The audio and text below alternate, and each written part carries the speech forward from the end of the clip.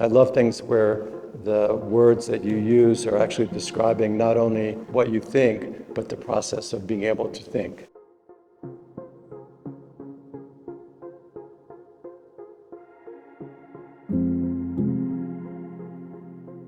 My name is Edwin Schlossberg, and I like to make paintings and drawings, and I like to design places, and I like to walk on the beach, and I like to write books, and I'm really interested in thinking about ideas that make the world better for as many people as possible. In my work, I'm always weaving words and images and forms and colors together. The reason why I use words is because they tend to anchor a solution. And so when I thought about this exhibit, I came up with this phrase of once upon a time when everyone was conscious. And I thought that's very interesting to me because I always thought that once upon a time was how you introduced a fairy tale. And then I thought, well, what does once upon a time mean? It happened once, it was once, it's never, this or that. And so the idea also about being conscious, of course, there's never been a time when everyone was conscious.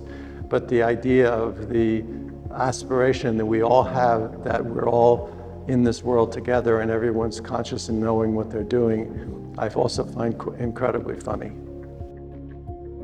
One piece that I've done that I really love is called "The Ecosystem is Forever, Humanity is Optional." Humanity is the only consciousness, as far as we know, in the universe.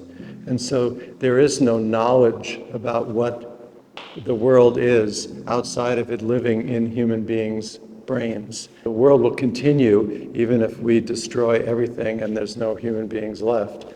The environments will continue and evolve and change. And then the whole idea of life is about growth towards interdependency. The world is forever, but humanity is capable of subtracting ourselves from it.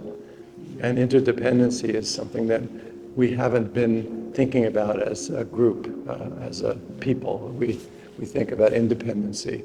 This painting over here is called "Once Upon a Time When Everyone Followed the Golden Rule," which is that don't do anything that you would want people to do to you. And I think that the Golden Rule was a profound thing that carried in many, many community groups and religions and governments. This painting is painted on a material called Scotchlite. There are millions of little tiny glass beads. And what happens was that when the light hits it, it reflects back from the inside of on the surface back out. So you feel as if everything on the surface is behind a surface that's very far away.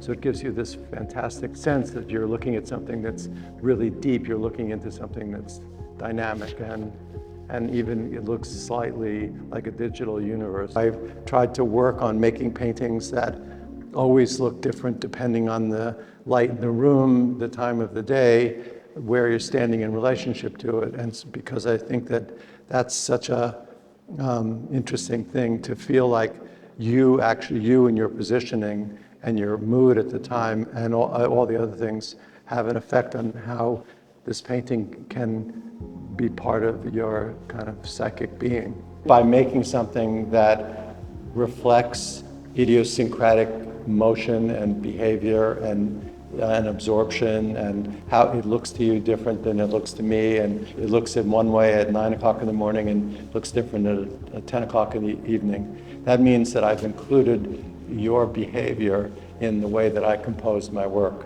It's more like taking a still and making a movie out of it because it made you move around in the room where I can't make you move, the painting move around in the room. So I think the idea that it would look different in the morning when you woke up and then in the afternoon if it always looks different, that's really puzzling and confusing, and that's always challenging. And I think challenging yourself is always a very good idea.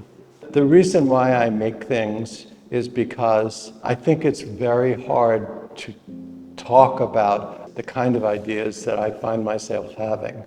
So I find that if I create something that is visually interesting and that is composed out of the issues that I'm trying to communicate. And then I write some words which can comment on that process.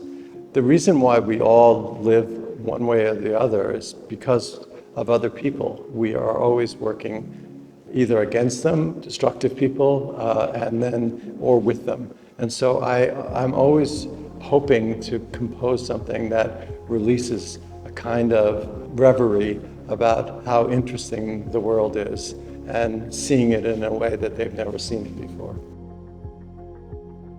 I think that they might find it really interesting, and they might see something that they never saw before, and they might think something that they never saw before, and maybe they think about doing something that they never did before, or maybe they would turn to someone else that they would never have turned to, or all those things.